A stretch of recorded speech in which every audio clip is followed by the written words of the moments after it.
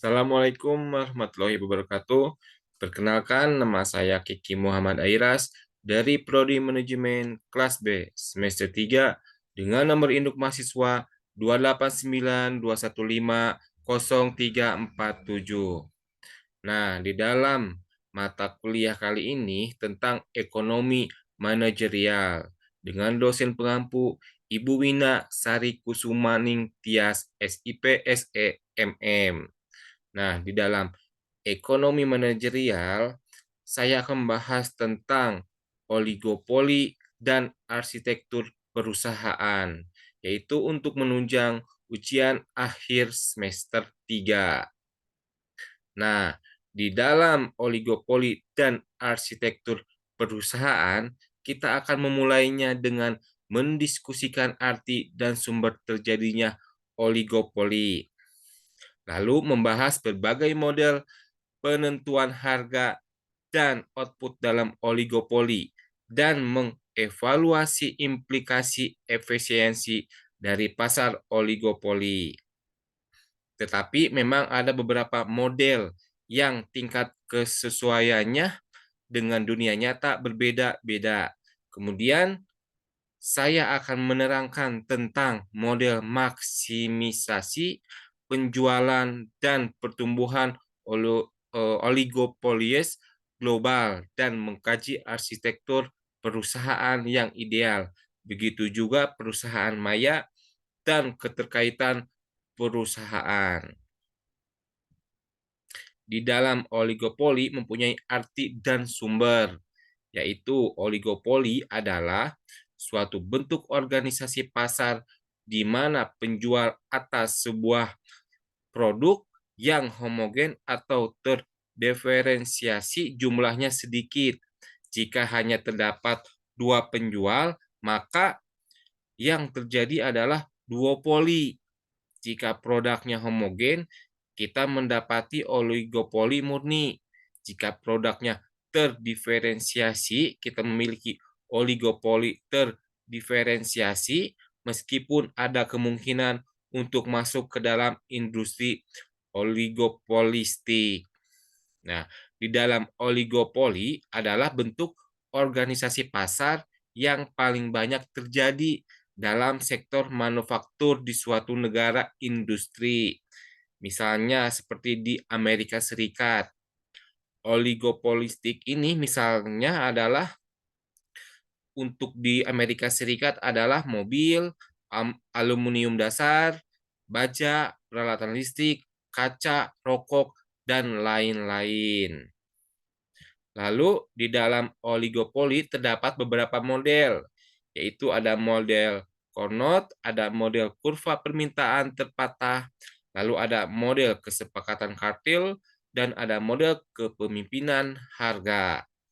Nah, untuk lebih detailnya, saya akan membahas tentang model Carnot, yaitu model ini sangat bermanfaat dalam oligopoli di antara perusahaan yang saling bergantung, yaitu yang sangat erat.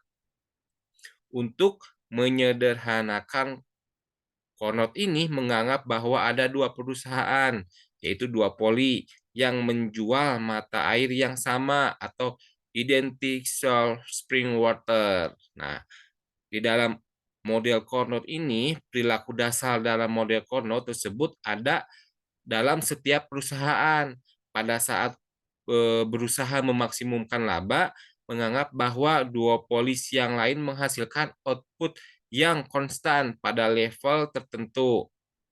Akibatnya adalah siklus perpindahan atau tindakan balasan oleh duopolis tersebut sampai masing-masing menjual sepertiga dari total output industri, atau jika industri tersebut dikelola dalam keadaan persaingannya yang sempurna. Nah, di dalam model Carnot ini, jika setiap perusahaan beranggapan bahwa perusahaan lain akan mempertahankan harga dan bukannya kuantitas seperti model Carnot. Lalu selanjutnya saya akan membahas tentang model kurva permintaan terpatah. Nah, di dalam model kurva permintaan terpatah ini dikemukakan oleh Swiji pada tahun 1939. Dalam usahanya menjelaskan harga yang sulit berubah seperti yang sering terjadi dalam berbagai model oligopolistik. Swizy juga merumuskan bahwa jika seorang oligopolis menaikkan harga produknya, dia akan kehilangan hampir seluruh pelanggannya karena perusahaan ini dalam industri tidak akan ikut untuk menaikkan harga. Nah, di dalam model kurva permintaan terpatah, jika seorang oligopolis tidak dapat meningkatkan pangsa pasarnya dengan menurunkan harga karena pesaingnya akan dengan cepat melakukan dengan hal yang sama, sebagai akibatnya menurut Swizy pada oligopolis menghadapi kurva permintaan yang memiliki patahan pada tingkat harga yang berlaku dan sangat elastis terhadap perubahan harga jika harganya dinaikkan, tetapi sangat tidak elastis jika harganya diturunkan. Lalu di dalam model kurva permintaan terpatah, di dalam model ini pada oligopolis menyadari bahwa saling ketergantungan tetapi bertindak tanpa adanya persekongkolan untuk mempertahankan tingkat harga yang mereka kenakan. Meskipun faktor biaya dan permintaan yang mereka hadapi selalu berubah. Lalu selanjutnya saya akan membahas tentang model kesepakatan kartel.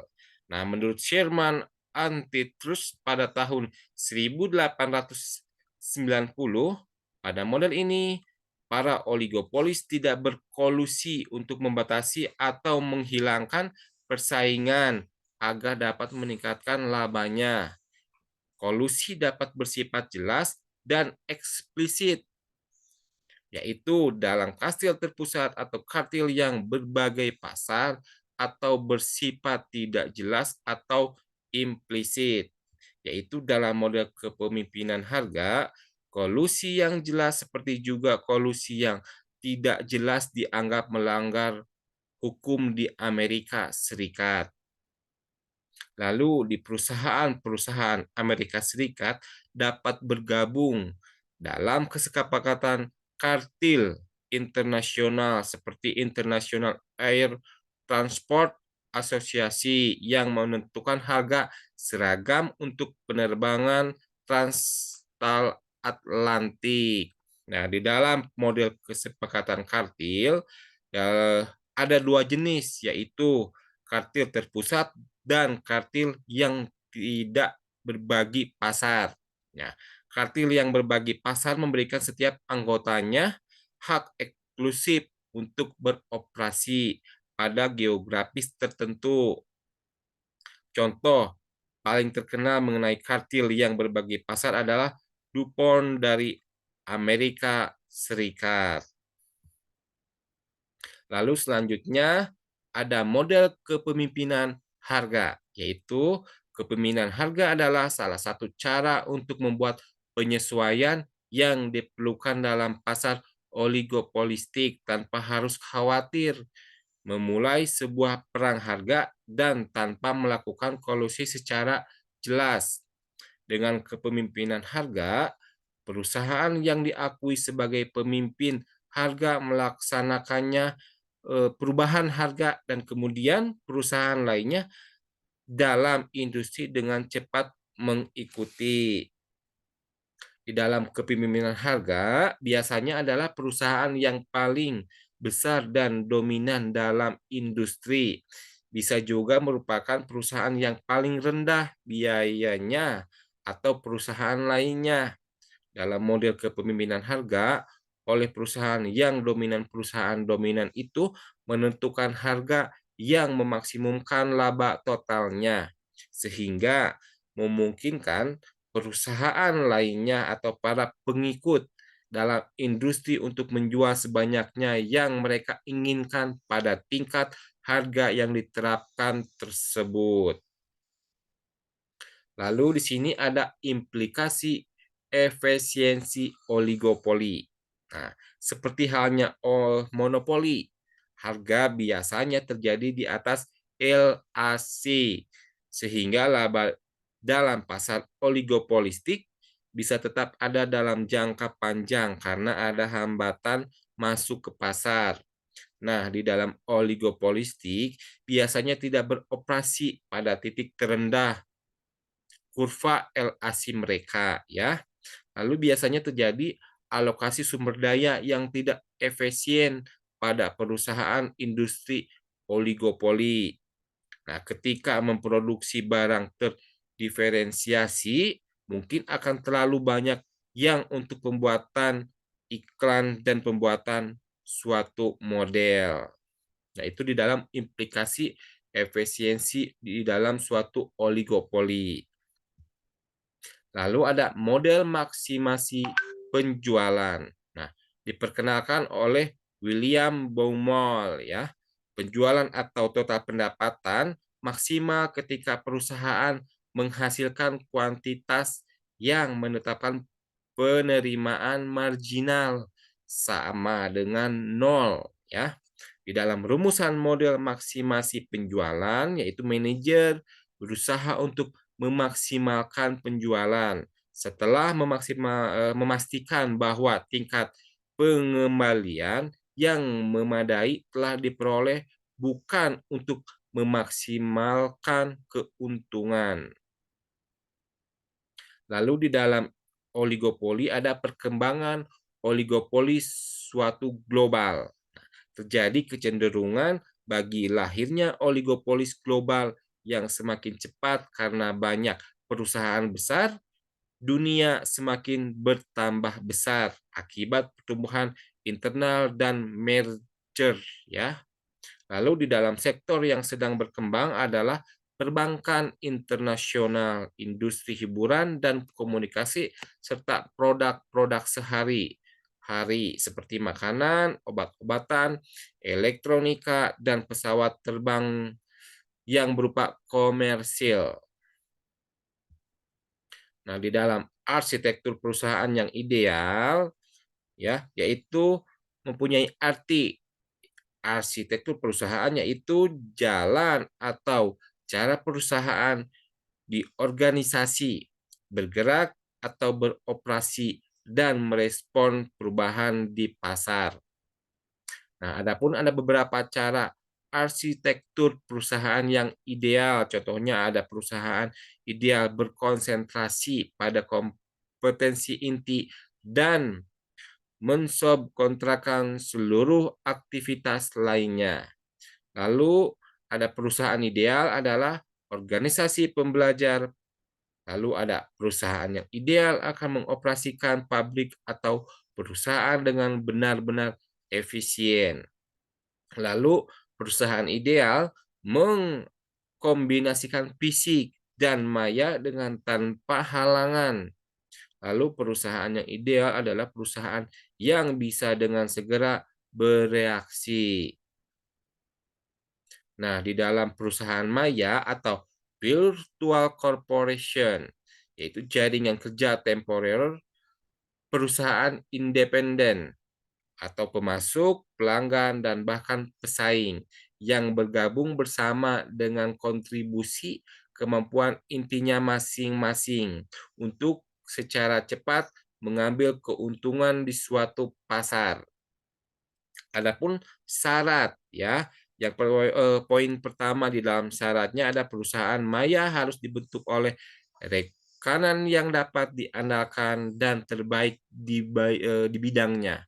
Lalu poin yang kedua, jangan kerja harus melayani keinginan untuk semua rekanan dalam kondisi yang menguntungkan. Lalu poin yang ketiga, setiap perusahaan harus memberikan orang yang terbaik dan terpandai untuk jaringan kerja. Lalu poin yang keempat, tujuan jaringan kerja harus jelas ya. Lalu poin yang terakhir, jaringan kerja tersebut harus membangun infrastruktur komunikasi dan terintegrasi antara setiap perusahaan ya, itu di dalam syarat perusahaan maya. Lalu di dalam relationship enterprise, yaitu jaringan perusahaan yang independen yang membentuk alias aliansi strategis untuk membangun kapabilitas dan bisa hadir secara geografis yang dibutuhkan untuk menjadi pemimpin global di bidangnya. Nah, relationship enterprise lebih bersifat jangka panjang, keterkaitan lebih stabil dan lebih luas daripada perusahaan maya. Nah, contohnya industri pesawat udara, penerbangan, telekomunikasi, dan mobil itu di dalam contoh relationship enterprise ya.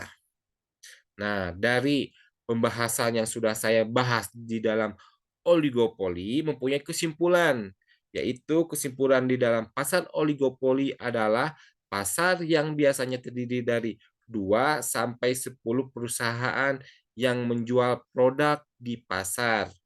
Perusahaan pasar oligopoli bisa menghasilkan produk homogen ataupun diferensiasi yang artinya berbeda corak ya. Nah, itu sekian untuk pembahasan untuk menunjang ujian akhir semester 3 di dalam ekonomi manajerial ya. Jika ada kesalahan mohon dimaafkan. Wassalamualaikum warahmatullahi wabarakatuh.